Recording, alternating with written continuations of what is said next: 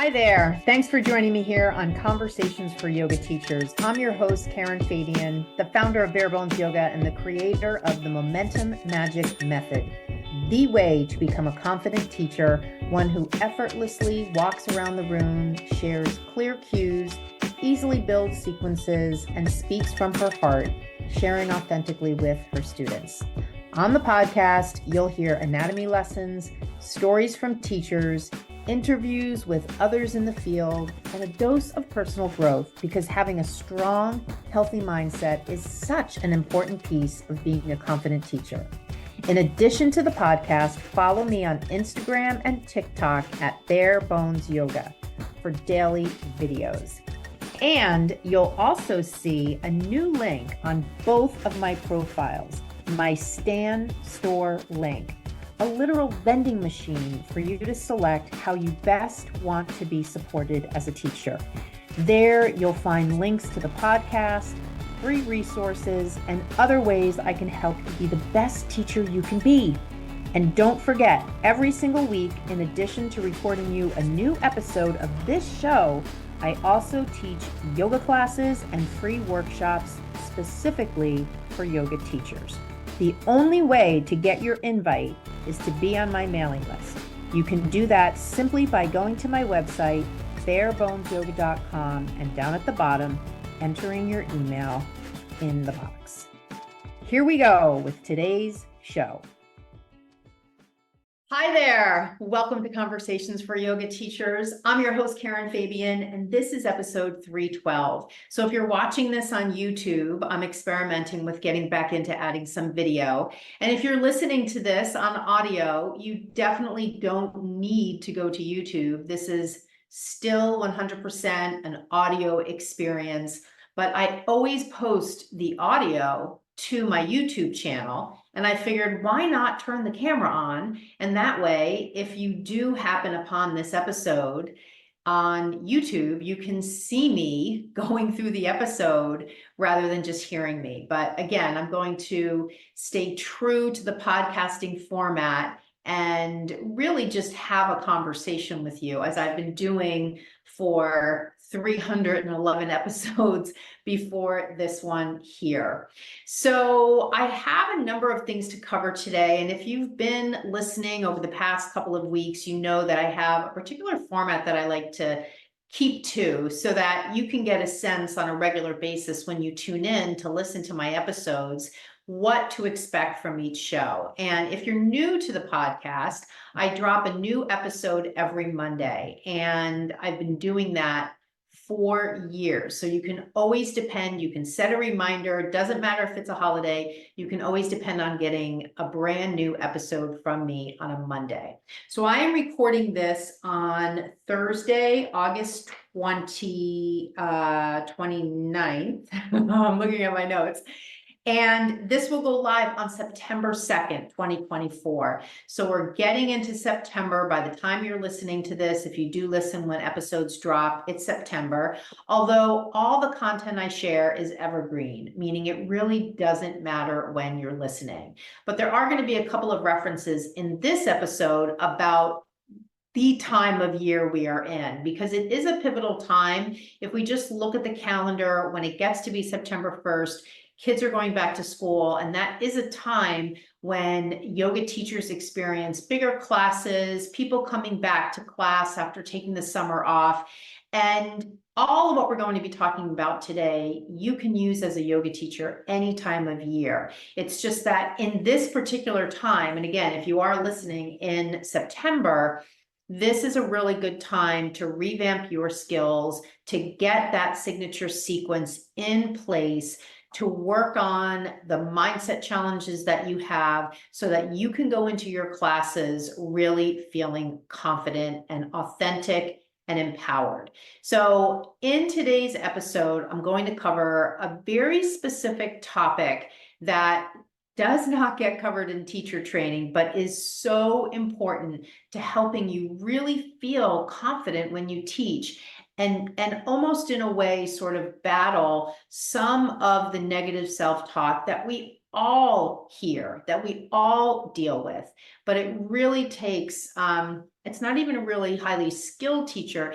It takes, honestly, someone who has been exposed to other ways of thinking, to other techniques that live sort of in the world of neuroscience and mindset and personal development that can help us grow as an individual. And then we can apply that to our teaching. Because remember, when you go in to teach your yoga class, if you're not really feeling confident about yourself as a person, that's going to come across when you teach. So all of what we have going on in our brain and any limiting beliefs we have about ourselves, we bring all that into the studio when we teach our class. So I always say, you know, the work that I do with yoga teachers that hinges on this mindset piece is really in service to helping you have a better relationship with yourself. And that translates to being a better teacher. So that we're going to cover as the main topic for today. I wanted to start out by, you know, asking you, and this is something you can write down if you have a piece of paper nearby, or maybe just type a note in your phone. Write down 3 goals that you have between now until the end of the year. And if you're listening to this at another time of year, not in September, just give yourself a 90 to 120 day time frame, which, let me tell you, is a lot of time. You know, my program, when I work with teachers one-on-one, it's a 90-day program. I set it up so that it's designed to help you get results fast. So think about a 90 to 120 day time frame, maybe even a little less, like 90, I feel like is a really good chunk of time. And write down 3 goals that you have as a yoga teacher that you would like to reach by the end of a 90-day time frame. So if you're listening to this September 1st, think of it as between now and, you know, the holiday season. And this could be around anything. It could be, I want to learn anatomy. I want to learn how to share cues with greater confidence, and I want to just be able to drop the script. I want to be able to walk around the room more and not have to practice with my class. I want to add 3 classes to my schedule. I want to make more money. I want to leave my full-time job so that I can teach yoga full-time. You know, whatever the goal is or goals are, write them down, because I'm sure you know this, but it bears repeating. When you write something down, and I mean by hand with a pen on a piece of paper, I don't mean typing it in. I know I said type it in your phone, but that's just because you might be listening to this as you're walking around. What I highly recommend, and there is neuroscience behind this, is that when you get to a place where you can write it down, write down these things by hand and have it. You know, if you have a journal, or if you have a progress journal or a personal journal where you document throughout the year. I know this might sound like overkill, but I definitely do this. This would be a good place to put what your 3 goals are. Okay, the next thing I want to mention is I am doing a workshop in September. I do monthly workshops. Quite honestly, I used to do them weekly. But I have found, and I would love your feedback on this, so you can send me a DM to my Instagram. I have found that people just are not coming to online workshops anymore. I'm not sure if that's a change in your schedule or a change in your needs. I really highly believe that there's still a lot of hunger out there for from yoga teachers to learn more about cueing and sequencing and anatomy and mindset. But I found that when I offer workshops on Zoom, I don't get a lot of people. So I've cut back to offering them just once a month instead of once a week. And maybe it was just that it was too frequent and people figured I'll come to the next one. I will say, if you don't know this, I actually teach, I would say, at least 3 times a week on Instagram. And I know I've mentioned this before, but I want to catch you if you didn't hear it. On my Instagram page, when you go to the video section, you will see extended videos beyond the 90 seconds they give you for a reel. You'll see actual workshops that I'm doing on Instagram about a whole host of different things. So please take advantage of that. Matter of fact, today I covered the cue to roll up to standing one vertebrae at a time. And I went over the structure of the spine and the structure of the spinal disc. I mean, workshop quality stuff is going on my Instagram. So make sure that you are taking advantage of that. The reason that I like to offer a monthly workshop on Zoom is because Zoom is just a better platform for you to ask questions. When you watch my Instagram on the replay, obviously it's not live, so you can't ask a question. And well, you could type it in and I would see it as a comment. But even if you do that, or if you watch when I'm live, Instagram does not have a great interface between me and you. So when you type into the comment section a question, it's typically something that's going to require more than a couple of words back from me. And so the experience of being with me live on Zoom is going to give you a much better way to ask your questions, to get your answers, and you're going to get so much out of it. So to button this topic up, please be sure you're on my mailing list, because that's the only way you're going to know about the next workshop's date. I will mention it here on the show, but you're going to want to find out sooner than that, especially if I come up with the date in between episodes. So to get on my mailing list, you can just go to my website and add yourself, or you can go to my Instagram page and download my sequence building template. I'm everywhere as Bare Bones Yoga, and my website is barebonesyoga.com. Okay, so that's the next thing. The next segment of my show lately has been for me to share with you a light bulb moment. And I consider a light bulb moment a time when a yoga teacher has expressed to me that they've realized something. They've realized something that they didn't realize before, either because they've been working with me in my program and they've been, on coaching calls with me. We've been going over things. Maybe they're doing some self-study. Maybe they're realizing something in the course of teaching some classes. Whatever is the source of inspiration, it was an opportunity for them to come to some realization, to embed some knowledge in their brain a little bit deeper, to prove to themselves they can do something, to maybe disprove a belief they have about themselves. So there's lots of different categories of light bulb moments, and I like to share them with you because, number one, it's inspiring to hear what other yoga teachers are realizing. And it also might be something that you resonate with, or that resonates with you. You might have had a shared experience. So this one comes from one of the teachers who enrolled in my program probably about a month ago. And she's been really just super diligent about taking herself through the anatomy videos that are part of the video portal of my program.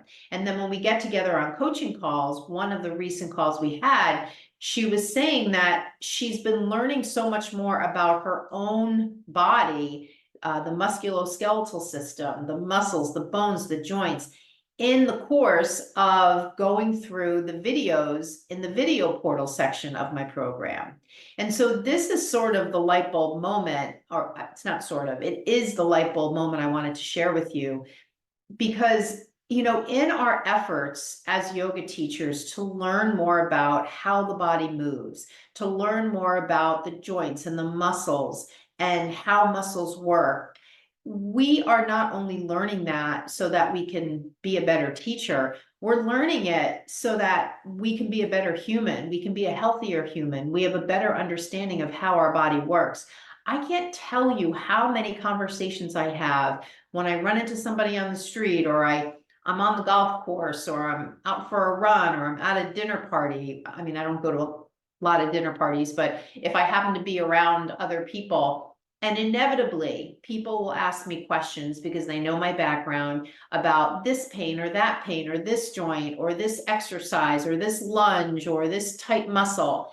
And so, I want you to appreciate that the work that you do in service to learning anatomy is not just to help you be a better teacher. It's to help you, I say, be a better human. It's not really about being a better human. It's knowing how to be a better human. And that's a really important distinction, because knowing how to be a better human, if we just look at it through the lens of understanding anatomy, can give you longevity, can give you a longer lifespan than if you didn't know. I mean, if I just think about, as I record this and I'm sitting, I understand the impact of sitting on my gluteus maximus. Many people don't. It's conversational topics, and you might see social media posts about sitting is the new standing, or sitting too long will kill you. But if you don't really know what that means, then you're not going to be equipped to really do something about it and to change your lifestyle habits so that you don't experience the problems that come from sitting too much. Now, I'm not going to get into them now, but the nature of those kinds of problems comes from having and knowing what they are, comes from understanding anatomy. And so, we oftentimes think about, oh, I'm studying to be a better yoga teacher, or I need to learn anatomy so that I can be a better teacher, so that I can feel more confident, so that I can offer more modifications to my students, so that I can understand the why behind the cue. And all of those things are true. Don't forget, though, there is a huge benefit to you and your life that you will get out of understanding anatomy more. And so for this teacher in my program, she was saying she had this light bulb moment when she was thinking about all this that she's learning about anatomy and how it applies to her just as a person. So that was the light bulb moment I wanted to share. Now, the next segment of this episode and episodes past, before I get to the lesson, is typically I share a mindset minute.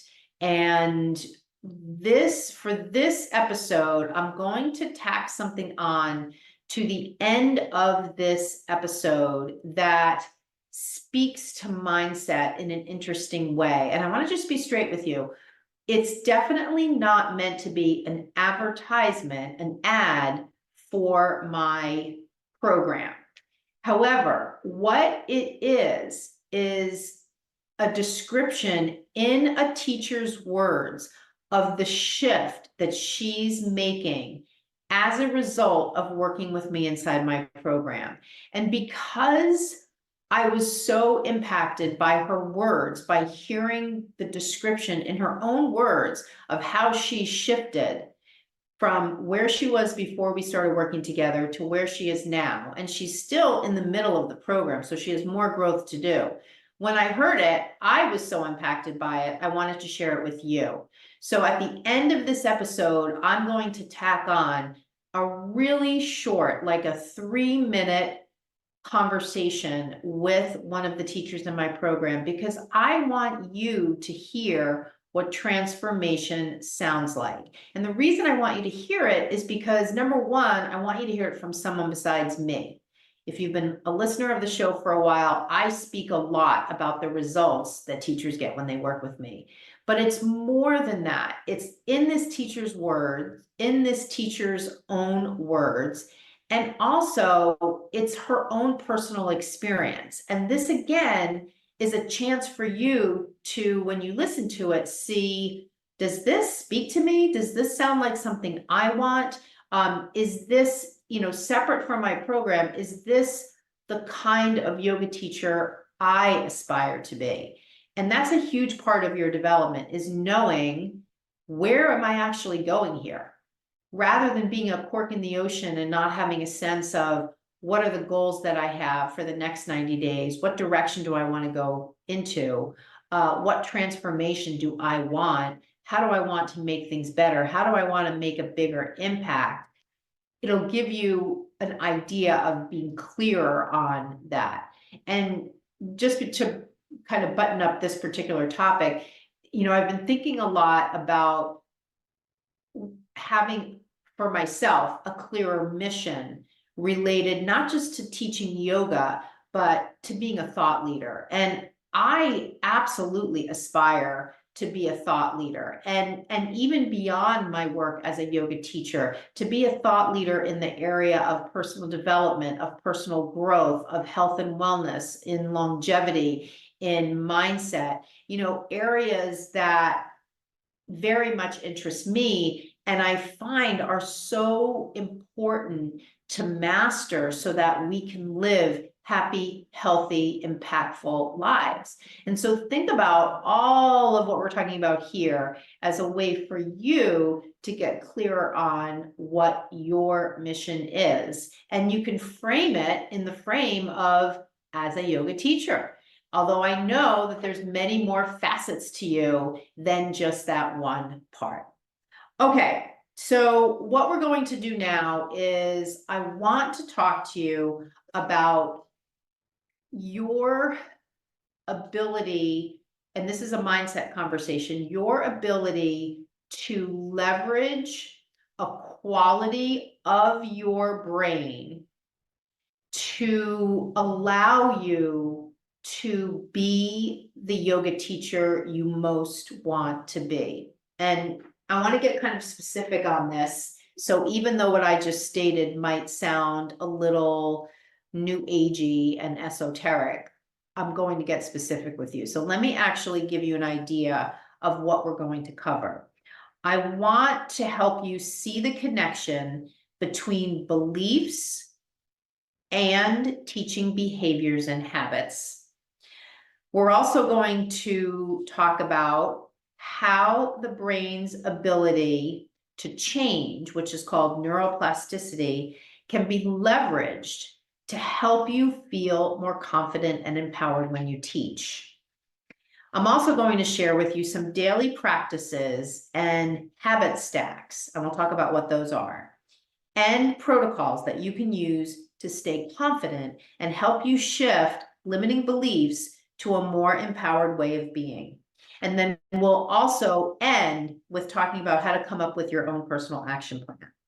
So the first thing is, if you're sitting down and you can write something down, I want you to take out a piece of paper and write down your answer to this question. If you're walking around or driving, just think of what pops in your head. What are 3 qualities about you that a friend might say? So if I ran into your best friend and I said, hey, can you describe, fill in your name, what would that person say? So that, I mean, you could even do this exercise. Just for now, just think, what would that person say? And then related to that, answer this question. Answer this question. I'm the kind of yoga teacher who, and then fill in the blank. I'm the kind of yoga teacher who. Okay, so it could be framed in the positive. I'm the kind of yoga teacher who loves teaching and showing people how to use movement to improve their health. You might go in a negative direction. I'm the kind of yoga teacher who really wants to walk around the class more, but is too afraid to do it. Or I'm the kind of yoga teacher who really wants to teach, but is afraid to get started. So whatever pops into your mind is totally fine. I want you to just take a minute and think about, or you might even say something like, I'm the kind of yoga teacher who practices with their class all the time. What comes to your mind? And this statement becomes part of how you think about yourself.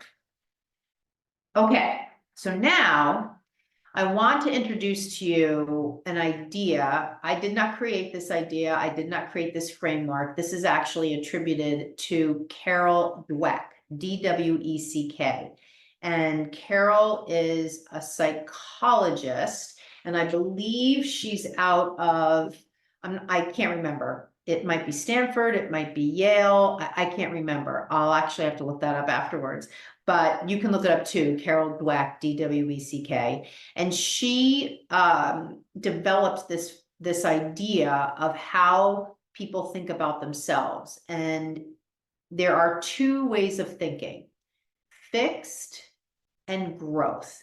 And there's also an intersection of those two. So if you think of like a Venn diagram, remember Venn diagrams where you had a circle and then next to it you had another circle, but the circles were touching. And so there was a portion of the circle that created a little overlap area. And that overlapping area represented things that were shared between the two ideas presented, one in each circle. So that applies here, because oftentimes people don't just have a fixed mindset and don't just have a growth mindset. There are times in their life where those mindsets intersect or overlap. So let's look at each one. So a fixed mindset basically describes someone who has a very finite, concrete idea of the kind of person they are.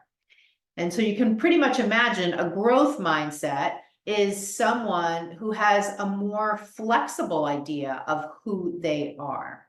And then there's the area of overlap. For right now, let's think about them separately, because there's definitely a preponderance of one way of being over the other in you. And the idea is to be truly honest with yourself about where you are. If there was a scale from 1 to 10, and I were to say to you, how much do you think of yourself in a very fixed way? You might say, I think about myself in that frame of reference very deeply, a lot. So I'd say I'm like an 8 or a 9. And then growth would probably be more like a 2 or a 3. So let me give you some examples. And I'll put this in the frame of reference of teaching yoga, because remember, even though this conversation is about you as a person, it has 100% implications for you as a yoga teacher, because it's not like you're going to walk into the room to teach your class and all of a sudden become, out of magic, a different person. You are yourself when you teach, whether you want to be yourself or not. That's who you are.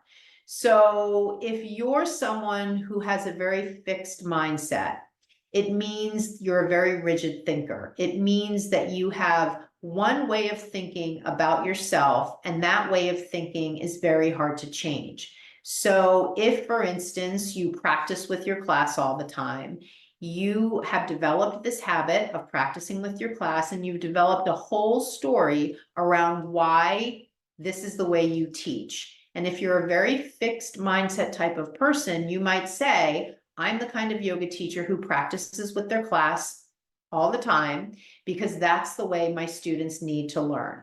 And you might be very defensive and rigid about experimenting with other ways because you've convinced yourself that that is the only way that teaching can work out for you.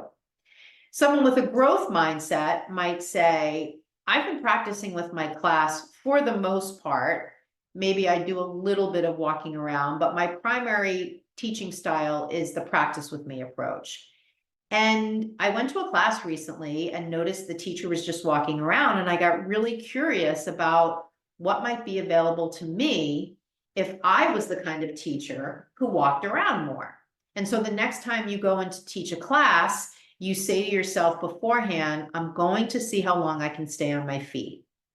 And that's how you approach the class. And lo and behold, you find out by the end of the class, you are on your feet, not doing any practice with them for 60 to 70% of the class. And so when you were driving home that night, you might say to yourself, wow, that was a really cool experiment. And I'm interested the next time I teach to experiment with it again. That person has a growth mindset. They're curious, they're open, they're not fixed, they're not rigid. They don't have a very narrow view about how things can work out for them. And they're not doing things driven by belief. They're doing things and also examining the results that they're getting. And they're always in service to doing things better, to being curious, to being open, to experimenting, to trying new things. And so this is the idea of fixed versus growth mindset. Now, things that can move you towards a more flexible / growth mindset are things like reframing something. So for instance, I'll give you an example that's happening right now as we speak. I'm watching the US Open because it is the last week of August and the US Open started this week for tennis. And I was watching a player play the #1 woman, Iga Swiatek. And this player playing her is not ranked as highly, and Iga beat her in the first set. The other player never won one game. So if you know about tennis, 6-love means Iga won all 6 games and her opponent won none. And they were heading into the second set. Now, if that other tennis player had a very fixed mindset about herself, she might be heading into that second set thinking, there's no way I can win this. I definitely can't win this. I wish I could quit. There's nothing I can do. If I can't do it perfect, what's the sense of being here? But instead, she went into the second set and she actually won the first game. And I was watching her body language in between shots, and she was smiling and she was sort of laughing at her mistakes. And she had a very relaxed body language about her. And that said to me, this is someone who's reframing this experience literally as it's happening in front of thousands of people. There were probably 15,000 people in the stadium. And she was most likely reframing that experience. And instead of going into that second set with a woe is me attitude, she was going into it most likely thinking, what can I learn from this? How can I show up here and make this a learning experience? How can I be here and embody a higher level of tennis player than I even can imagine for myself? So now it becomes an opportunity for growth rather than looking at it through a fixed lens where you're saying to yourself, oh, I'm just going to get beat in front of thousands of people and on national television. So reframing is a really powerful tool. And there's many, many examples where we can use it as a yoga teacher to reframe our experience of teaching a class, to reframe feedback we get from people, things like that. Another way to move more towards a growth mindset is to look for proof or evidence that what you want is possible. So if you're a new yoga teacher and you feel like it's going to take years for you to become the yoga teacher you dream of being, instead of focusing on the time, look for evidence and proof out there. Other teachers that are doing what you want to do, other teachers that are embodying a way of being that you want to customize to yourself. Look for proof and evidence of what you want, not as a way to be jealous, but as a way to inspire you, because now you see it's possible. Like if I want to be a millionaire and I right now am a fixed mindset person and I say there's no way I can be a millionaire, what if I look at the hundreds of thousands of millionaires all over the world and see their stories on social media and on TV and look at that as proof that it is possible for me, even if it's in a completely different area? So that's another way to reshape your thought process to move from fixed to growth. There are other examples, and the last one I'll say is experimenting. In the example I gave earlier about the teaching example of shifting from a practice with me approach to the walk and talk, I talked a lot about experimenting as one of the ways you could do that. And so experimenting is another wonderful way to shift more into a growth mindset. Okay. The next thing I want you to write down or think about is, if I were to say to you, write down 3 things you do that you wish you could change when you teach, what comes to mind? Write down 3 things that you do that you wish you could change when you teach. What are the first 3 things that come to your mind? Because these are the things, when I talked at the beginning of this episode about having goals, here it is, here's your goals. I mean, I'm speaking to you on a higher level than probably a lot of the conversations you might be having with yourself or with other teachers, because my whole point of you coming here to my show is to elevate your way of thinking, is to motivate you to to move forward, is to help you build momentum. So when you come here, I'm going to ask you questions that are going to spark your thinking into what's your next up level. I'm not going to sit here and just sort of blah, blah, blah. So this is like personal growth, personal development, all in the context of you being the kind of teacher you dream of being. So those three things that came to your mind, now you have your goals. And now you also have, related to what we're talking about here, are these things that you believe you can change? Because if they aren't, then what we need to do is think about shifting you from a fixed mindset to a more growth mindset. Okay, I want to give you just a quick lesson that comes from neuroscience, and we're going to tie this into teaching. So first we need to understand a little bit more about how the brain works, because this whole conversation about fixed versus growth touches on this idea of, do people have an ability to change, especially as they get older? And the ability to change lives in part in the brain, because when we think of thinking, and we think of thinking as a way of being, in other words, how we think about ourselves translates into how we show up in the world. That process of how we think about ourselves, in part, is the discipline, is the biology of the brain. And so when we look at neuroscience is the study of the nervous system with a focus on the brain.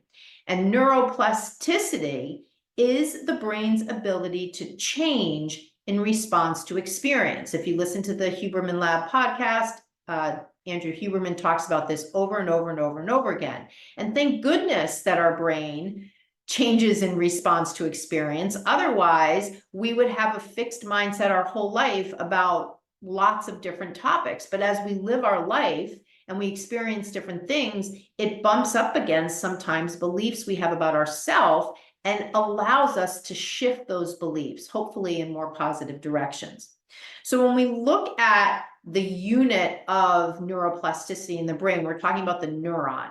And when we look at the neuron itself, it has I believe it's the axon. It's like this center part. And then the dendrite is almost like the leg of a spider coming out. And then there's a neighboring neuron. There's hundreds of thousands of neurons in the brain. And where those neurons connect is the synapse. And so that synapse is the point of transfer of information, of building new pathways, of building new thought processes, new ways of thinking. And so this is, when we're talking about neuroplasticity, that's what we're talking about doing. It's similar to building muscles, building new muscle fibers, adding muscle. We're building new neural pathways in the brain. So when we look at it through this lens of neurology, of neuroscience, we can appreciate now that the brain is not fixed. It's fluid.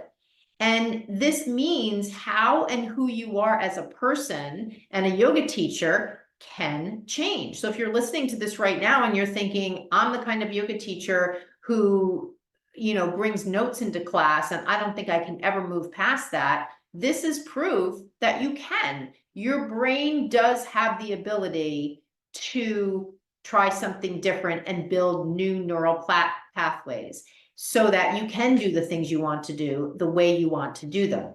And it doesn't matter what your age is. Of course, when you're under the age of 20, your brain is more neuroplastic.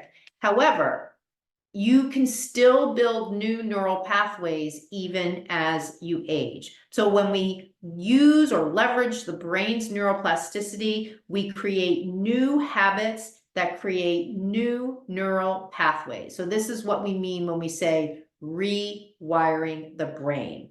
We can use this when we want to create new teaching habits that match our desire of how and who and what kind of teacher we want to be, which is why I'm always suggesting to you that you practice your visualization, that you have your mantra, your power mantra, that you do meditations where you visualize in your head, what is the kind of yoga teacher I want to be? So I'm going to close this episode with some daily practices that you can use to leverage your brain's neuroplasticity. So number one, I just mentioned it, is visualization. Spend time every day closing your eyes for 5 minutes and visualizing, what kind of yoga teacher do I want to be? What am I saying? What am I doing? Where am I teaching? What do I see in my mind's eye when I visualize that? Number two, have a positive affirmation, something that you say to yourself that allows you to step into your most empowered way of teaching. And that would be something you'd want to say to yourself before every class. Number three, focus on things that enhance your mood and reinforce your vision. So for instance, one of the things that I do every day when I go for my walk is I listen to a bunch of saved videos I have on my TikTok account that reinforce ways of thinking, ways of being, positive affirmations. I literally build new neural pathways and strengthen them once they're built by listening to these positive audios over and over and over again. Journaling. Every yoga teacher knows about journaling. It's such an important tool. Write down your thoughts, write down your dreams, write down your visions, and use the handwriting practice to help start to build these new neural pathways. Vision board. You know, I love a great vision board. Go buy some magazines, cut out images that are meaningful to you, and create a vision board that gives you a visual anchor to look at that will help you feel positive. And again, I'm sort of bouncing between talking about these habits as it relates to teaching yoga, as it relates to you as a person. But again, there is no real line between those two. You know, it's all you. So any of these things you do in service to improving your psyche, improving your mindset as a human, is only going to improve how you teach. And then the final things, daily gratitude, of course, yoga and meditation. And then I mentioned the highlighted, curated reel on TikTok and Instagram, where you have an opportunity when you go on those platforms to go to almost like a Pinterest page and just drown your brain into all sorts of positive visuals and audio that reinforce ways of thinking that you want to have more of in your life. So we've come to the end of this episode. If you're watching it, thanks for watching. If you're listening, thanks for listening. I will see you on the next episode. And don't forget to stay tuned for that 3-minute powerful testimonial from one of the teachers in my program. Thanks so much for being here. I'll see you on the next episode. Namaste. So when you think about, like, before we started working together and now, what are some of the shifts that you've experienced? Okay, I suppose a huge shift is having a better belief in myself and understanding. I suppose I got rid of in the start of centering them. I just allowed them to. I still do. They loved it the first week, the leg up the walls, and they come in and they run to the wall. So that's their 5 minutes of mindful. And then, so that's lovely. I suppose for me, I find I have more confidence now because I'm getting to know the anatomy. So today, even to be able to say about the transfer abs, you know, for plank, I would know plank inside out, but I would never have known the cues. So now I understand it. And then as well, that whole thing, I was looking at it today about, which we haven't done yet, is when you come into up dog. So you're saying you go from low push up or push up to low push up, and then you don't go as far, you don't, and then you come up into your, so like, okay, I suppose, how do I say it in a way that you're getting me to actually understand the cue with the action? Got it. Like, I honestly believe it's pure gold, the course, for me, because I really didn't have a clue. Do you know what I mean? And so, and that's not knocking anyone. Yeah. But for me, this course has given me the confidence I need. That's perfect. That's perfect. Yeah. And that confidence, it's like a snowball rolling downhill. It builds on itself. So, you know, we're just sort of in the process. So there's more for you to go, more confident for you to feel.